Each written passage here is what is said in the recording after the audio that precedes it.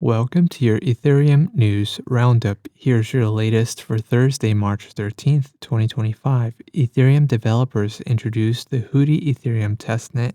Aave Labs proposes a real-world assets project. Compound Finance launches vaults on Morpho. And ZK Sync cancels its Ignite program.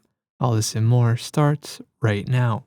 Ethereum core developers introduced Hoodi, a new long-lived Ethereum testnet featuring a similar configuration and validator count as Ethereum mainnet. Designed to initially test validator exits, Hoodi will go live on Monday, March 17th, with the Petra hard fork scheduled for the testnet on March 26. Tim Bako urged staking operators and infrastructure providers to deploy on Hoodi as soon as possible as it becomes the primary testnet for infrastructure. Applications should also consider migrating to the testnet.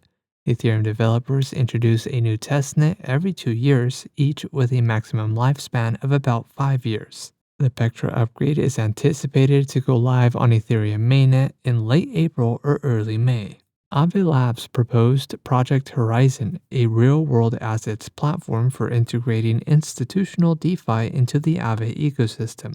Subject to Aave DAO approval, Horizon will launch as a licensed instance of the Aave protocol, enabling institutions to borrow USDC and Ghost stablecoins against tokenized money market funds as collateral. The proposal includes a token distribution strategy for a new Horizon token, which has faced opposition from the Aave community due to concerns about it diluting the Aave token. The proposal also outlines a profit-sharing mechanism that allocates 50% of revenue to the Aave DAO in year 1, gradually decreasing to 10% by year 4. The proposal is currently open for community discussion. Compound Finance launched custom lending vaults built on Morpho's liquidity infrastructure, initially deployed on Polygon Proof of Stake. The vaults enable users to borrow and lend assets while optimizing for risk-adjusted yield using Compound's core framework, which strikes a balance between security and yield for a moderate risk profile.